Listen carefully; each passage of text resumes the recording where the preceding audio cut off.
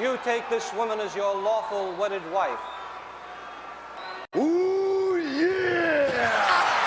Oh, Place the ring on her finger and repeat after me. With this ring, no. With this ring, I thee wed. I thee wed. Hello, and welcome to With This Ring, episode 49. I'm your co-host, Ryan Everett. I'm your co-host, Cindy Everett. And today, we will be going back to October 1998 as we continue our trip through 1998. And we will be looking at the weeks before, around, during, and after Judgment Day. And occasionally, we will have to look at Judgment Day 98 a little bit, unfortunately. Yeah, I mean, you told me it was going to be not great. It's, October is always a stressful month for me work-wise, and I was not feeling these matches really. Yeah, it is historically a bad month, WWE Really? pay-per-view wise. I think September and October, it seems like they kind of struggle because they hit, a high note in SummerSlam. Right. And then they kind of don't have anything big going on. They don't want to follow it up with anything? I mean, they kind of do, but I mean, historically at this time, especially right after SummerSlam was always the U.S. Open, so that kind of hurt their progress. I'll blame tennis as much as I can on this podcast. I really have something against tennis. But I mean, I think, and then it just wasn't their big month. Like they always had Survivor Series in November, and that's what they would start to build towards more so. And then after that, we'll get to it eventually. December is also historically pretty bad because it's usually the pay-per-view in December is like the 14th or so to try and get ahead of like too close to Christmas. And then the Rumble is always late January. So there's like a 6-week sometimes path, and like Christmas is always kind of a blow off. The New Year is usually kind of like a blow off. So they don't really get serious again until like the first episode in the new year. Gotcha. So the December pay-per-view is kind of like a holding pattern usually. Got it. Yeah, the holding pattern's a good way to. Yeah, and I think this pay-per-view is definitely it because spoiler alert, we get a tournament at Survivor Series for the WWF title. Oh. So that's like showing you what importance they were putting on that one. Right. To this one. Yeah, speaking of holding pattern, I feel like at this point in the year, there hasn't really been too many recent developments. No, so The Rock's getting bigger. Yes. I'm noticing that. Yeah, so I did decide that still very protected. Yeah. I did decide what I'll do now is give 2 minutes of a rundown of everything that we don't cover to help you with like the mid-card people and what they're doing, what they're up to, because we did it at the beginning of the year but kind of got away from it. I think this would be a good way to just kind of run down people that maybe don't even show up on the pay-per-view, but why is that? Got it. Okay. Oh yeah, I still Owen Hart not being on the pay-per-view. Yes. So ready? Go. All right, go. Okay, so the night after Breakdown, there's a Owen Hart versus Dan Severn match, and he gives him the same pile driver type maneuver he gave Steve Austin and broke his neck. So they say he broke Dan Severn's neck, and it's a storyline. But then in this storyline, Owen Hart is so upset about it that he retires because he can't help to be injuring other people. There was a guy backstage who was not very happy with this storyline idea. I'll let you figure out who it was. About who retiring? No, about like Owen taking remorse, hitting the pile. Hart? No. Oh, Steve Austin. Yes, the biggest star in the company was not very happy with this. Yeah. But how about you actually broke my neck? Right, yeah. And then, so yeah, as you said, The Rock is becoming quickly the number 2 babyface in the company. Mm-hmm. Mankind is behind him. Him and Ken Shamrock have kind of faltered into a feud between themselves. So Shamrock is going more heel and Mankind more face. Although, as we'll see, Mankind is still very close with Mr. McMahon and trying to help him. The night after Breakdown, there was a 6-way match, and the winner became number 1 contender for the European title. It was D'Lo Brown. Yep. And he beat X-Pac the next week on Raw. So he goes into this show as European champion. And yeah, they are always fun to fight. I think there's a lot of repeats this. Yeah, and also going with D'Lo Brown and Mark Henry, there was one point, they were still technically in the nation with The Rock, but then they were giving a promo, and The Rock was like, "Get away from me, jabronis." Oh. And Rock and D'Lo Brown and Mark Henry were not happy. So then the Raw before this, they attacked The Rock and set up that match that we'll see. Gotcha. The New Age Outlaws had been doing nothing before this, and then the week before the show, the Headbangers broke a boombox over their head. Oh. So that's the Insta feud, and it's real kind of. Okay. That's a good Yeah, ending point. Outlaws. Yeah, like I said, everyone just kind of feels like they've been hanging out. Yeah. So we did start. So we ended our last show the night after Breakdown, where Steve Austin rides in on the Zamboni. Oh yeah. Undertaker and Kane break Mr. McMahon's ankle. Right. And we pick up a week later, where Yep. Mr. McMahon is in a private health facility and. Not a backstage fake hospital. No, this was. I mean, I think Yeah. it was an actual facility just because it's easier to get everything there. Because Right. Mankind in his book talks about how like him and Steve Austin were watching the videos on the bus, Gotcha. like after they were shot. So they wouldn't be doing that in studio. But also, remember, what did Mr. McMahon's injury consist of? Would you think? His broken ankle. You Yes, mean? a broken ankle. He has oxygen. Yes, obviously. He is immobilized. He has blood pressure's being. I mean, they take your blood pressure a lot, but like You don't need oxygen. you don't need an oxygen mask and the heartbeat monitor. Right. But he's very rich, you see, and evil. So Yes. that's why he has this. And the nurse comes in and says, "There's a man who's threatening the orderlies. He's a very large man, and he demands to be let in." And Vince McMahon is freaking out. Yeah, I think it's Steve Austin. But it's Mick Foley. It's Right. Mankind, who wants to turn that frown upside down. And he brings In Yurple to friend. clown. Yeah, Yurple. Well, first he says a friend. Okay. And then he's like, "Oh, she really wanted to see you. You won't believe what she does with the dog." And Vince is relieved because at first he thought it was Steve Austin because Right. he's convinced Steve Austin could talk Mankind into it because he's stupid. See, Gotcha. He's kind of playing like the dumb, right? dumb crazy. The patsy. Yeah. So Yurple comes. comes, and then Mankind crawls under the bed Obviously. and debuts Mr. Sacco, which is actually very historic.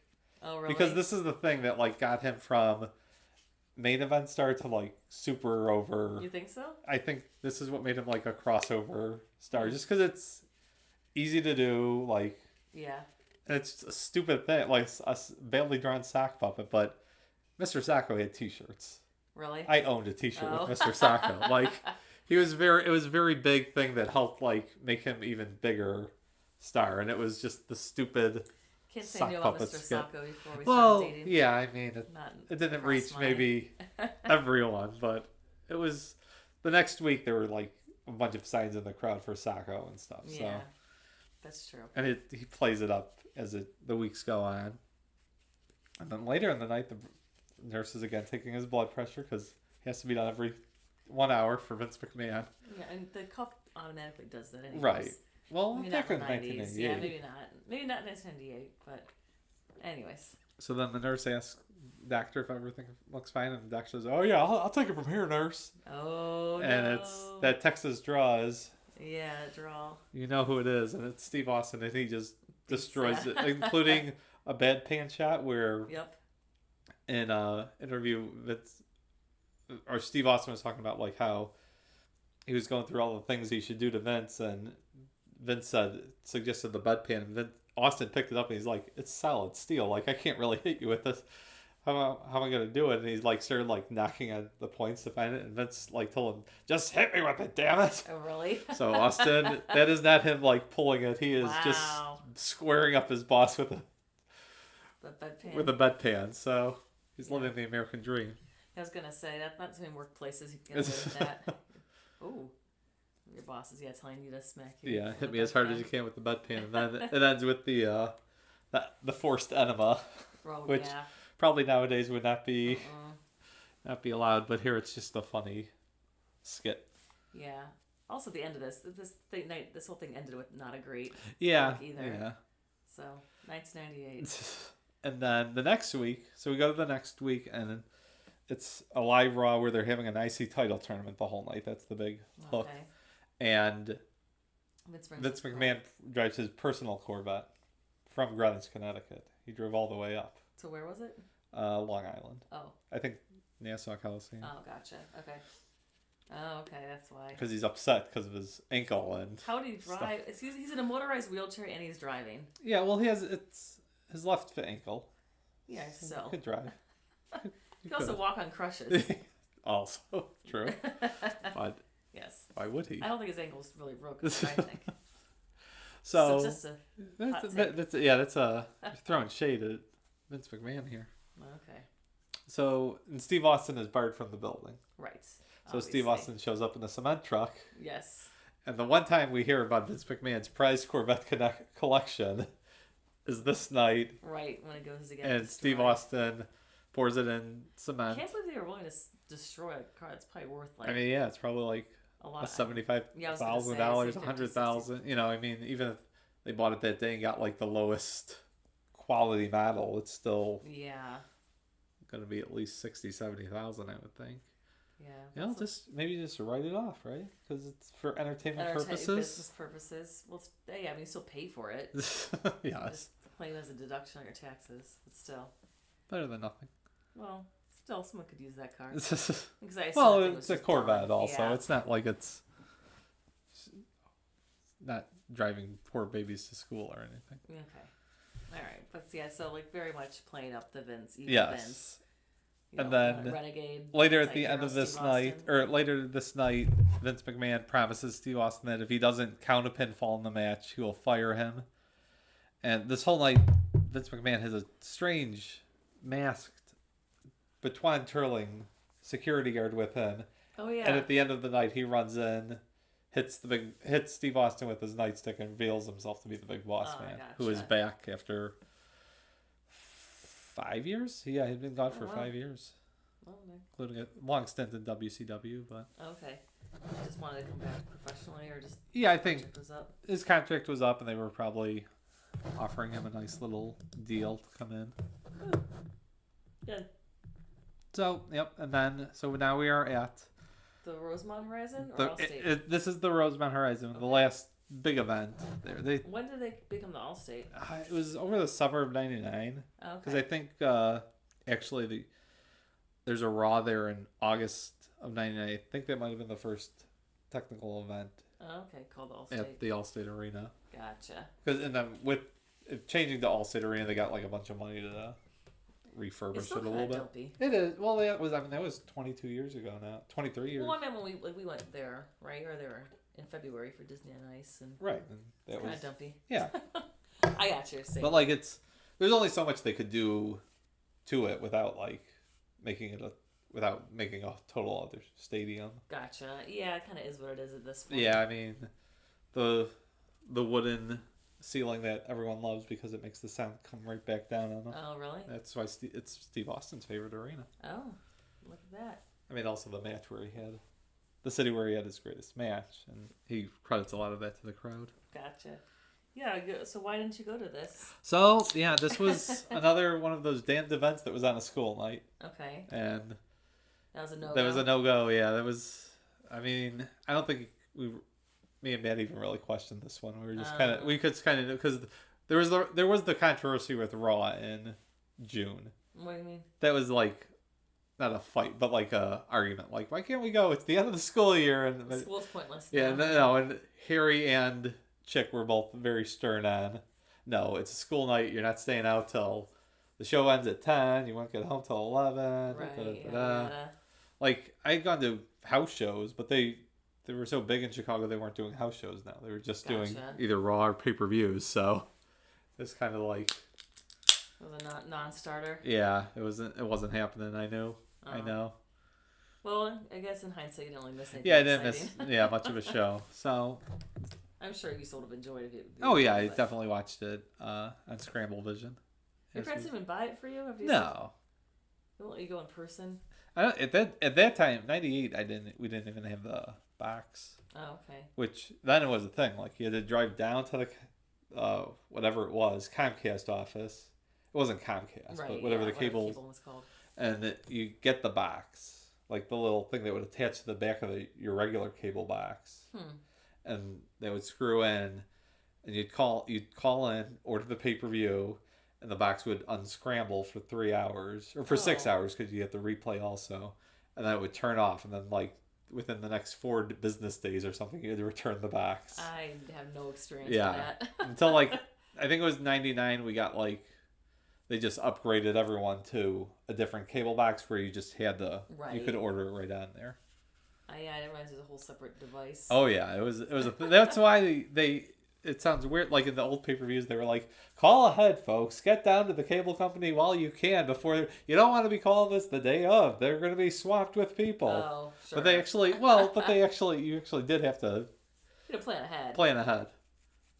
Yeah, but the pay-per-view companies are already calling us now. We got too many calls. That's funny. Yeah, I can't say I can relate to that experience. No, you never had anything you really wanted to no boxing matches. No. Yeah, I mean pay-per-view is what was with boxing and wrestling, and like movie. You could get movies for like $5 before they went out to Blockbuster, but well, we didn't need to see anything that badly. Yeah, we exactly. went to Blockbuster. Did you have a local chain? Did Bueller's have videos? Bueller's did have videos. Yeah. Yeah, we had a Blockbuster, but yeah, you're right. Bueller's had a little video. Bueller's had everything for a while. It did. It sounds like it. Yeah. It was like the Utopia. That was the Farmore, which used to be like what Osco was. Okay. It had a weird video studio like station, and that had like all the old That's why I saw like the first 8 WrestleManias. They were all there. Like the Blockbuster had random wrestling videos, but this one like the Farm was it in Chicago or it's right where the Jewel Osco is on 79th still. Oh, okay. It used to be Jewel connected to Farmore. The portal to all the wrestling. Yes. Yeah, it was very odd. It was the only place they ever saw WrestleMania 1. Huh. Like around here. Well, I've seen it many times. I was gonna say, right, not very good, but it was very seminal. Yes. So I forgot. Did we watch anything on Heat? There's nothing really. Heat. No, the only 2 things we watched before were the Austin segment and then the car. Yeah. Okay. I didn't think there's nothing on Heat to worry about. Oh, okay. So the show opens. I wasn't worried, by the way. I thought you might be. Just letting you know. Al Snow versus Mark Marrow, and we should note here that Jacqueline has the women's title. Okay. She had beaten Sable in a match on Raw. Sable wasn't really in this. Yeah, I was thinking about that. Sable is not involved at all in this except for a brief mention here. Right. Surprised like they didn't even ever come out and get involved with Jacqueline. Did not book it. Yeah. Especially since Al Snow wins, so you could have made it like Mark Marrow's distracted by that. Yeah. And also Jacqueline, I don't know if you noticed, had a braid of blonde hair in her hair. She had clipped out Sable. It was probably extensions. Right. But then weaved it into her own ponytail. Well, there you go. So they're still feuding, but it's on the back burner for this pay-per-view. Gotcha. Didn't feel like bringing it. And what do you think of Al Snow? I said, this head gimmick is stupid. Yes. They both had some good high kind of moves off the top rope. Yeah. Good spots. They're both talented guys. They just don't really show it as enough. And they got like 7 minutes, which is enough time. They could have done some more stuff a little quicker. And then this next match, I gotta tell you, I got thoughts on this. Okay. So Legion of Doom versus Delegation versus the Disciples of not Delegations. Authority. No, yes. That's it's okay. That's but work acronym. Again, like I said, they didn't have a tag title feud going into this show really. Okay. Like it's microwave the week before. It's in Chicago. They could have easily done New Age Outlaws versus Legion of Doom. Okay. Just let them get a nice 10-minute match and then let them ride into the sunset. Because this is it for the Legion of Doom on pay-per-view. Yeah. Out of the picture now. And like they're doing this stupid stuff with draws and Hawks are recovering alcoholic, painkiller addiction. Eesh. And he's the alternate in this one. But since it's a 6-man match, they have him. And also, you want to do this match? Make it a brawl. Like 7-8 minutes and with no DQ, street fight, it would have been fine, but like this is not Ron and Don Harris, 8-Ball and Skull, they suck. They're like 2 of the worst wrestlers ever. Nazis. Yeah. They have horrible beliefs, but they could they would be able to. They were good in ECW for a short time, where they could brawl for 5-10 minutes, and the LOD could brawl, but no, we have to have them having a standard tag match, which is bad. Yeah, you have some strong opinions about this. It's just stupid. Like, also, this is the 4th time these teams have done a pay-per-view. I was gonna say, I feel like my notes look very similar. Yeah, it's bad. I don't like it. I could tell. I don't I have think that strong LOD deserved a better send off. I feel even though like. you don't like them. No, I like them not now. Gotcha. I liked them growing up, and Gotcha. I mean, just their 1998 is bad. Got it. I don't have like I said, I was kind of out of it this month. Like, Yeah. I watched everything. Didn't really engage So next too match much. though, I enjoyed. This is one of the better matches on the show. Very non-played, but Christian Oh yeah. takes on Takamichinoku for the light heavyweight title. He needed to take that blouse off. It was so It distracting. is odd, yeah, it's an odd look. Distracting. And it's He's got got the deep V-neck. Yeah, he's got a nice body, and it's not even because of that. I mean, partially I wanted him to do it for that reason. It just was like distracting. Cindy thirsting off 25-year-old Christian. Or, well, no, 28-year-old. 25-year-old. That's creepy. Takamichinoku was 25? No, Taka was probably younger. Takamichinoku in 1998 was 70. Oh no, they're both 73, so they both would have been 25 at the time, maybe 24. Okay. So yeah. Well, anyways, it was fine. Match this is the first time we've seen Christian on pay-per-view, right? Yeah, this is his actual first televised match ever. period. And he's like what's the goal? So he's related to they revealed he's just Edge's brother. He's with Gangrel. And they live a gothic lifestyle. Okay. They can't say vampire for some reason, apparently. But they just keep saying a gothic lifestyle. That doesn't make any sense. Yeah, and it was like hip at the time, though. Goth? Yeah. Magic the Gathering was actually like big and subsets of that, I guess. Just where the gothic lifestyle falls in, I guess. I guess. Can't say I ever heard that expression, the gothic lifestyle. No, it was only a WWE thing. So, yeah, but this is they get some high flying and it's I mean, this is kind of the thing. It was the third light heavyweight title match of the year so far on pay-per-view, which isn't good. I mean, but they kind of had like, okay, Taka's going to be with Kai and Tai. We're not going to put that on pay-per-view. Then he's with Kai and Tai, so we can't have him fight any of those guys. And that's kind of all our light heavyweights. And then they decided to make Christian a light heavyweight because he's smaller, but he's not really like a lightweight. No, this is like his only time in the light heavyweight cruiserweight division. Well, they had to kind of start him somewhere, I guess. Yeah, he's got to go somewhere. Well, yeah, this is fine. Yeah. The shirt was a little distracting, very blousy. Yes, it is. But yeah, you're right. It's one of the better matches in this kind of dullard of a. Yeah, and one of the not better matches because it gets 12 minutes. The second month in a row they decided Dustin Runnels and Val Venis needed over 10 minutes matches. Yeah. And it's like the big return of Goldust. Yeah. Yeah, so I was gonna say, I have my notes. Tell me about the evolution. Okay, of Dustin so yes, You're so like buckling down. Tell me about Dustin Runnels. all right, so he first debuted actually in WWF as Dusty Rhodes' son, Dustin Rhodes. Okay. He wrestles at the 1991 Royal Rumble, but it's at a point where Dusty is like just playing out the string of his contract. It's already everyone knows he's going back to WCW as the booker.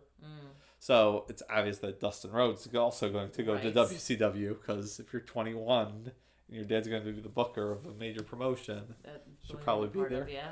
So he goes there and he's learning. He's getting better and better. He's helped by his dad, but not like ridiculous. Like he's earning also what he and he is really coming into it here, and so he's really good. Like as he goes on, 94 WCW has a bunch of great matches. He's getting better and better. And then in 95 he gets fired because he has a match on the back of a truck. Okay. I think we watched that. Yeah, I was gonna say. And the guy in charge of the like road agent for the match told both of them to get color to bleed. Okay. And in WCW at the time that was a no, so they both got fired for that. Oh wow. Not the road agent who told them to bleed. Really? Yeah. That's odd. So he goes to he signs with WWF because they do want him, but he doesn't want to be Dustin Rhodes or anything. Like they want him to be something totally different, which is the androgynous movie character Goldust. Yeah, I feel like androgyny wasn't really big back then. Yeah, well, Vince McMahon loved that word. Oh. So that's what he is always describing Goldust is. I think he has a basic idea, but sometimes he seems to make it just... He thinks it means asexual. No. But Yeah, so Goldust comes in and he's big star in the 96, 97. But 97 he turns face, and that kind of waters him down. yeah. And then he has the thing where he's the artist formerly known as Goldust. Oh yeah. And then from there, in the summer of 98, he turned into... First he goes as Dustin Runnels as like a badass, like against Vince McMahon. But then that fades away fast, and he's Dustin Runnels, Preacher. Right. And that is what we saw him at the last pay-per-view. And then after the last pay-per-view, though, the first night, Val Venus was just in the ring after a match, and the Goldust started falling down from the rafters. And then the next week, he got an invite, a golden invite. And then the next week, Goldust came out and made his grand return. But the problem was, after Goldust's grand return, no one really cared. Yeah. Like, he's back now, and They're like, okay. he was kind of boring when he left. Right, no one really seemed to really react when he came out. No, I mean, it got a big pop the week before, but that was the comeback. Like, Gotcha. Oh, okay. I think they kind of thought it would keep going, and it kind of just dies on the vine there. Oh. So yeah, a long match here. Yeah, and then his soon-to-be ex-wife is also there, right? Yes, Terry Runnels is there. Yeah. Who was formerly Marlena. Oh, okay. Goldust director. Gotcha. Actually, before that, she was in WCW as Alexandra York. Can't say I recognize that. No, that wasn't anything that we would watch. Sonny's out of the picture now, right? She is, she is gone officially. Okay, yeah. She's back in ECW. That's right. Where everyone with drug problems get their problems solved right away. In ECW? Yeah, not really. Yeah. Well, alright. I said they're both good wrestlers, but not a lot of crowd reaction. Yeah, it's just kind of... Long match with not a lot happening. Yeah. And Goldust wins it ends with Goldust. Terry distracts the ref, and Goldust just kicks Val Venus in the nuts, which would hurt him more than a normal man. Obviously, that's science. Yes. So we go on to the next one, and again we get a good match. Yeah, here. but I mean, Val Venus, how long was he around for? I think he's very specific to the Attitude Era. Yeah, well, he sticks around through actually 2002.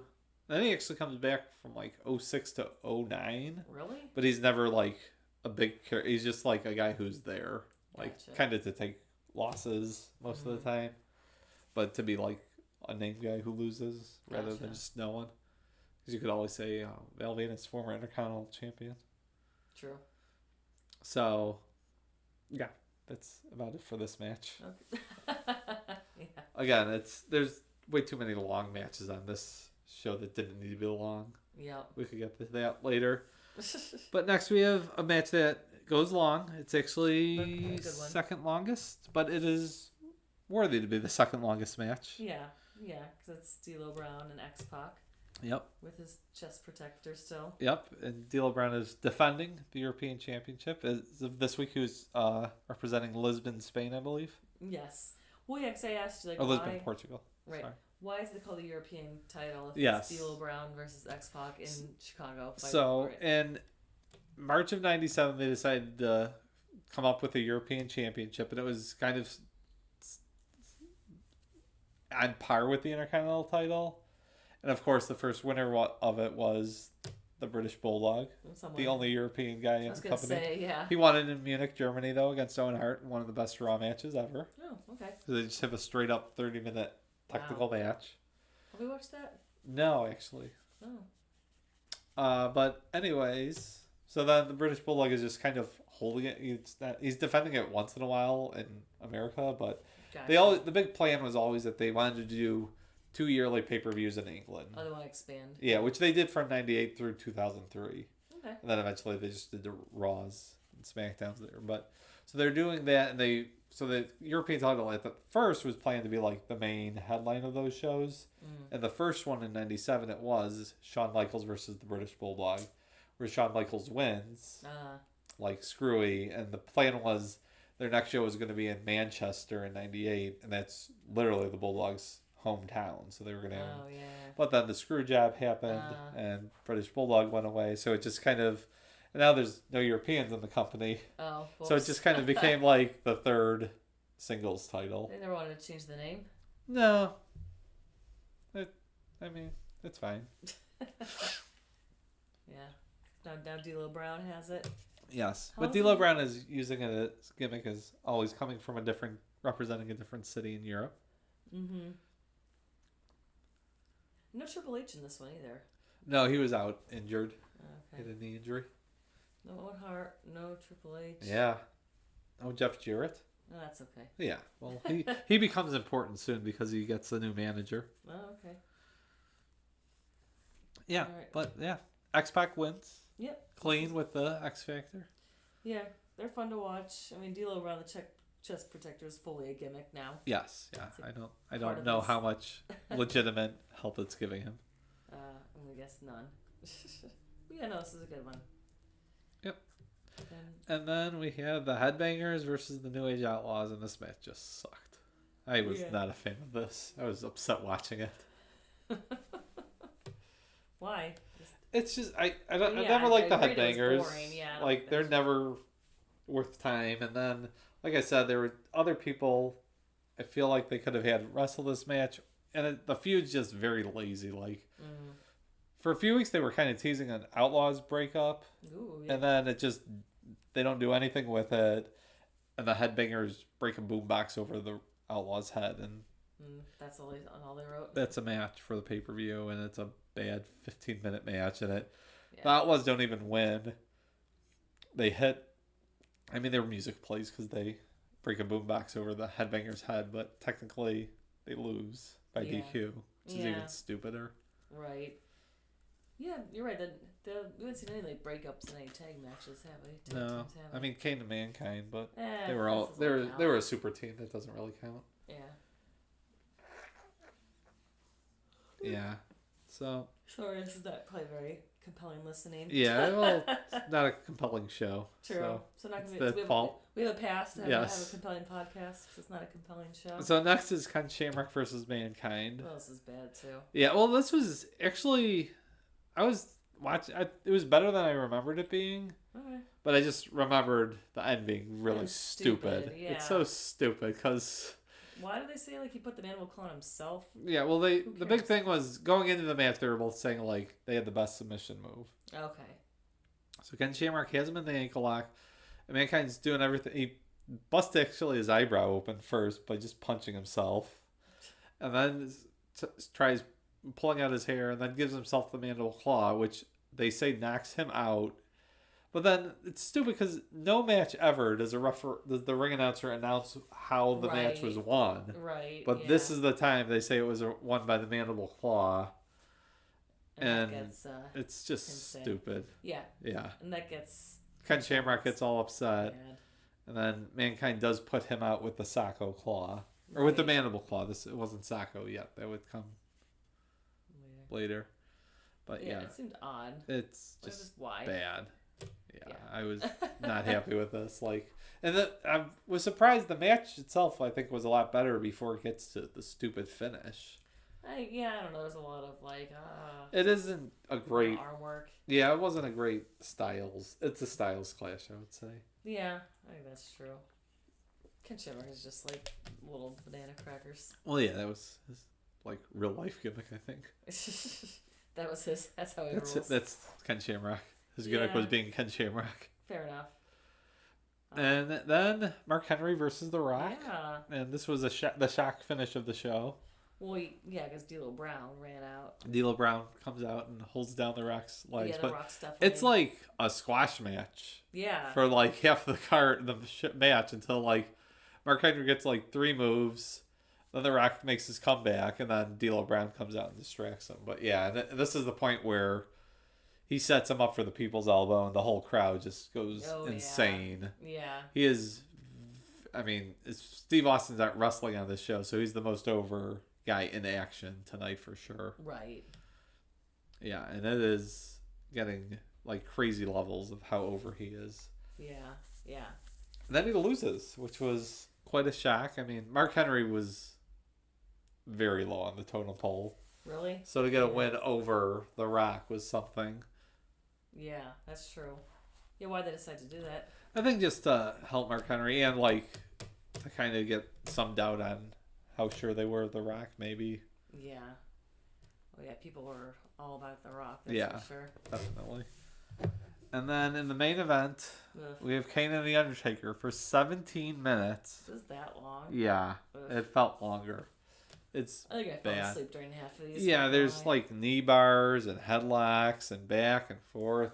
Like anytime they get going for a little bit, they like slow it down again. Yeah, and Steve Austin's the ref. But Yeah. He's not wearing a ref outfit. He's just out in his. Well, that's the only Awesome entertaining shit. thing of the part of the match is him like when they're outside on the ring. Austin's yeah, like yeah, offering yeah. them a chair, offering Yeah. them the wires to choke each other out. Yeah. But yeah, it's a bad match, and Paul Bear comes out and Oh, that's right. ends up hitting Kane with the chair, and he's back with the Undertaker now. Yep. And then Steve Austin stuns the Undertaker and hits him with a chair and counts both guys out. Yeah. Well, yeah. Kane was down, but Right. instead of catching him, kind of out, because Undertaker's mad, he puts the DDT on Undertaker. The stunner. Stunner. Sorry. Yes. Yep. And Excuse counts them me, both silly out. me. Yeah. And then he asks Vince McMahon to fire him since that's what he said he was going to do. And he goes in the back looking for him. And he opens yeah. the locker room and it's Owen Hart. Oh yeah. And Austin goes, "What are you doing here?" And I was like, "I'm retired. I'm retired." And then he eventually But goes he back out to the ring. and then they lift up the screen, and this weird little Yeah, there's the weird little plexiglass box that he's in. Yeah, that they, looking back on, should have put a roof on because Right, he was he's so just tough. getting pelted with everything. And eventually he ends up firing Steve Austin. Mm-hmm. Screw you, Austin, you're fired. Yep. Says it twice. Yep. And then the next night, Raw starts with a big party with balloons and banners and everything. Oh yeah. We didn't really watch that part. It's just, No, because we were it's blah, a long blah, blah, promo. blah. Yeah. But in it, Vince McMahon announces that there will be a tournament Gotcha. for the title at Survivor Series. Okay. And then at the very end of the video, they were showing a still photo of Steve Austin, then it changes to a live photo. Oh yeah. And he's in the parking lot with his hunting gear. Yes. So we got a bunch of skits building it up. Vince McMahon is very scared. Yes. And Steve should be. Austin is showing the cops his gun and Oh yeah, the quote unquote police officers yes, come up. the Milwaukee police. You know, Yes. they're there. obviously. They check him out. They get this He seems autograph. good. Yeah. Yeah, well, he's a good guy. He's Uh-huh. got a conceal and carry permit, I'm sure. Sure he does. Yes. So he's cleared, and then eventually Mankind comes to offer his services to Vince McMahon, Right. and we leave, and they're playing Twister when they come back, Oh. and Vince McMahon is just so pissed off that he yells at Mankind to leave, even though Steve Austin or Mankind was saying that him, Vince, Steve Austin, and Sacco could be the new 4 horsemen. So he cast him out, and then the Stooges go to get coffee. And they Oh, conveniently that's what leave. happens. That's who gets left alone. He's left alone and tries to get to the limo. Steve Austin cuts him off with his crossbow, Yes, obviously. and then holds Vince McMahon hostage in his office for the rest of the night. And some of these skits were like a little weird, like Vince McMahon's crying the whole time, and Yeah. Steve Austin just talking normal. Could have been better, probably. Yeah. And at the end, when he actually is gonna execute him. Yes, he's also going to not execute great, him in yeah. the middle of the ring, and the crowd is going crazy for it. Yes. Which says something. Yeah. Yeah. But it ends up being, I think it was right on that line where you knew it was so cartoonish that Right. something was going to happen. What did you think was going to happen when he pulled the trigger? Did you think you were going to see Vince McMahon's brains I did explode not. on I did screen? not think that. Well, That doesn't be a water gun. It was a little set Okay. came yeah. bang. Instead of, the little gun, bang 316. Yes. But then Vince McMahon was so scared he peed his pants. Yes, he peed his pants, and that's where we That get was the ha, ha, McMahon ha. 316 says, "I just pissed my pants." Oh. And Austin stuns him and stuffs a paper in his suit jacket, which will become important later. Okay. And yeah, that wraps up Judgment Day and the night after. And Yeah. like I was saying before, it's really the Raws between the pay-per-views that is making stuff worthwhile here instead of the pay-per-views itself. Got it. Yeah. That seems about right. Yeah. And like I said, the main event is Undertaker and Kane, but the main feud in it is still Steve Austin. Right. And so the it's Rock. kind And of this band. Yeah. Yeah, the undercurrents going through all of it. Yep. So, yeah, kind of Kind of a blah show. All right, well, it's our ranking time. ranking or rating? Rating. It's a rating. Yeah. Oy. This is gonna be another 6, I think. Oh, 6. Okay. What are you putting at? I'm gonna go 5.5 because actually, You I'm wanted a gonna go couple 5. rants, so you wanted a couple rants. Yeah, I'm going 5 because there's nothing like There's all not a lot going on for this one. Yeah, the main event sucks. Yeah. And most of the other shows, you could say a lot of the matches were bad, but at least the main event was good. They're usually, I think the ones I'm watching, the first one's pretty decent. There's like one in the middle that's okay, and the main event is good. Right, yeah, but there's nothing here redeeming, I think. It's bad. And D'Lo Brown and X-Pac's good. Yeah, there's 2 good matches, but As a show, you need one of your bigger matches also to be good. That's true. That's true. All right, so Ugh. 2 best matches. Oh man, well, D'Lo Brown and X-Pac. Yeah, I'm gonna go with that.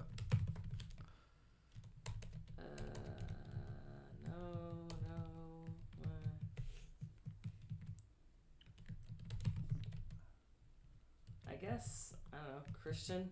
Yeah, that's what I was gonna say. I I always knew I hated the Mankind match, but watching it, I was like, actually, this is pretty good. And then the ending came back, and I was like, oh, this is horrible. So, yeah, I was leaning towards that for a little while, but no, I'm going to go with Christian, X-Pac again, or Taka as well. Yeah, it's 2, and I mean, they're 2 good undercard matches, but your show can't be headlined by, unless they're like all-time greats, which neither of these are. They're good, fine matches. Good point. So, our next pay-per-view, though, is Survivor Series. Okay. But I'm glad to report, I looked at it earlier, there are only 3 matches. So, on this card, Judgment Day, there were 5 matches over not only 10 minutes, but 5 matches over 12 minutes. Oof, yeah. There are 4 matches over 14 minutes. Wow. Which is just too many.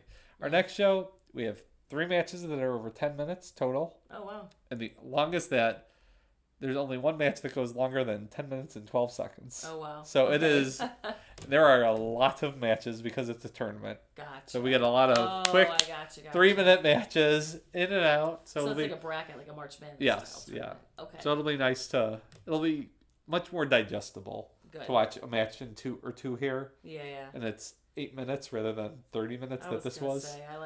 We sit down to watch these and I just would fall asleep. Yeah, Judgment Day was not kind of like entertaining. right now. Yeah, but we made it. We'll get to the Deadly Game, Survivor Series. Oh, okay. Yes. Yeah, wow. I guess with the Survivor Series. We're in November. All right. It's crazy. We'll join you next time. All right, thanks. Bye. Now, ladies and gentlemen, we're about to go to Mr. McMahon's room. We have a visitor. A really big fella wants to come see you. I don't want any visitors. Just my family, I told you. Just my immediate family. I don't want any visitors. He's really big, and he's threatening the staff. He threatened one of the orderlies. I don't want any damn visitors! I don't want any visitors! Turn that frown upside down. Vince, it's me. How did you find me? I saw what happened. I felt really bad, so I brought you some presents. Take a hold of these. Aren't they colorful? And some candy. I know that you like the sweet stuff. Vinny's got a sweet tooth. Come on, open them up. This is great. This is great. Hold this for me. I'm in a lot of pain. I know you're in a lot of pain. That's why I brought you these. Those things are delicious. And I'll tell you what, I brought another guest here who really wants to see you bad. Look at, you brought what? I brought another guest for you.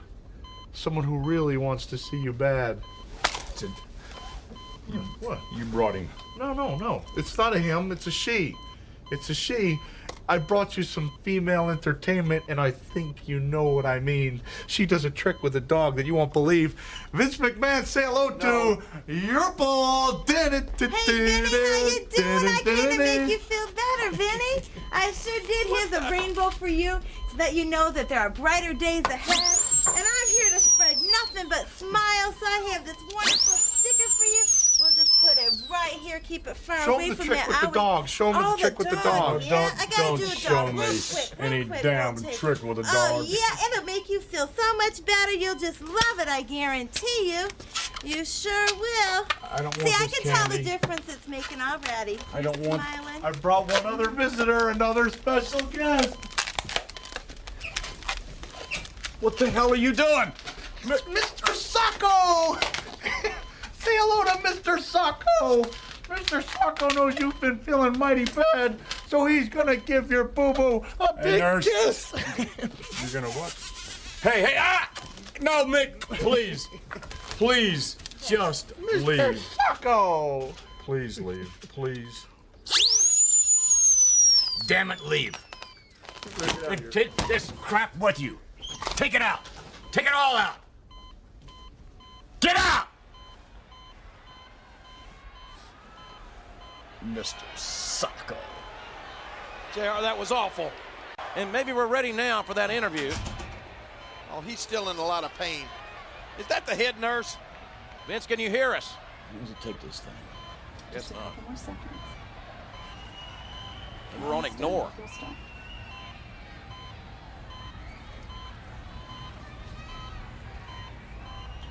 Last time it was normal. You're gonna find it's normal this time. We'll see. Every time you've taken it, you've found that it's normal. Every single time. Yes, Mr. McMahon, it'll be all right. Almost done. I can't wait to get out of here.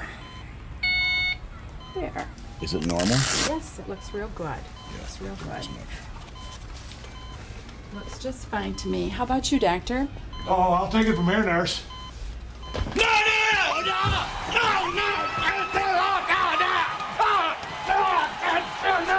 Get him out, Michael! Get him out!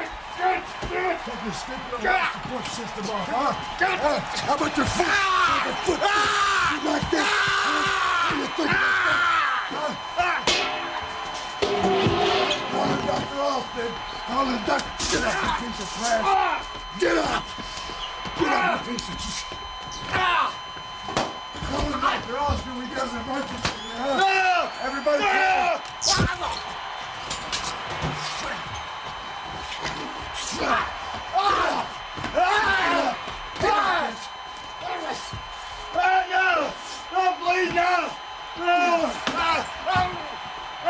I've always known